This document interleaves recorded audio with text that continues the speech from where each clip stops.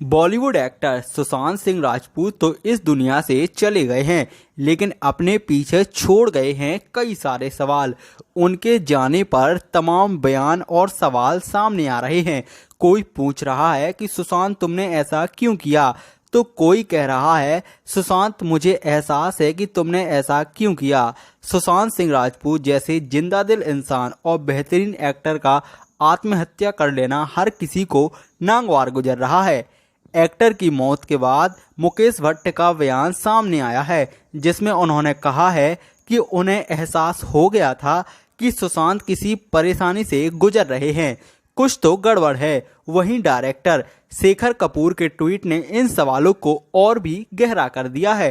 शेखर ने लिखा है कि वो जानते हैं इसका जिम्मेदार कौन है, हालांकि उन्होंने किसी का नाम नहीं लिया।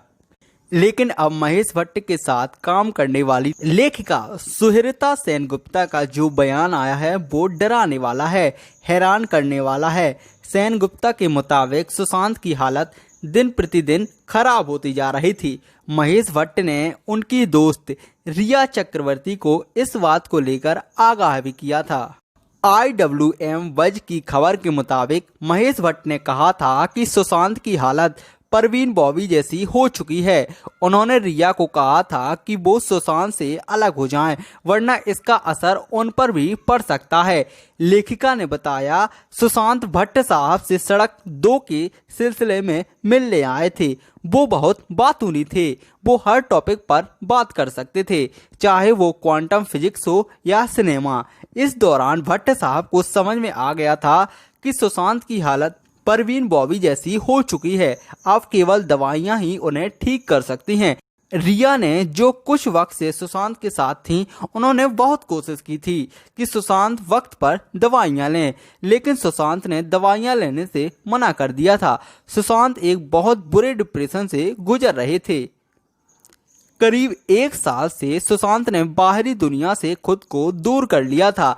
रिया उनके साथ थी, लेकिन वो भी ज्यादा वक्त तक नहीं रह सकती थी। अब वो वक्त आ गया था जब सुशांत को अजीब अजीब सी आवाजें सुनाई देने लगी थी। उन्हें ये महसूस होने लगा था कि लोग उन्हें मारने की कोशिश कर रहे हैं। एक दिन रिया और सुशांत के घर पर ही अनुराग कश्यप की फिल्म देख रहे थे। इस दौरान उन्होंने रिया से कहा, मैंने अनुराग कश्यप की फिल्म को ना कह दिया है, अब अनुराग कश्यप मुझे मार देगा। सुशांत की बातें सुनकर रिया को डर लगने लगा था। अनुराग कश्यप वाली बात सुनकर रिया डर गई थी। उन्होंने जब ये बात महेश भट्ट से शेयर की, महेश भट्ट ने रिया को समझाया कि अब वो कुछ नहीं कर सकती। अगर वो सुशांत के साथ रही तो इसका बुरा असर उन पर पड़ेगा। इसके बाद रिया ने सुशांत से अलग होने का फैसला कर लिया। रिया बस सुशांत की बहन का मुंबई आने का इंतजार कर रही थी। सुशांत की बहन के आते ही रिया सुशांत के घर से चली गईं। सुशांत की बहनों ने उन्हें बहुत समझाने की कोशिश की, लेकिन वो कुछ समझने को राजी नहीं थे।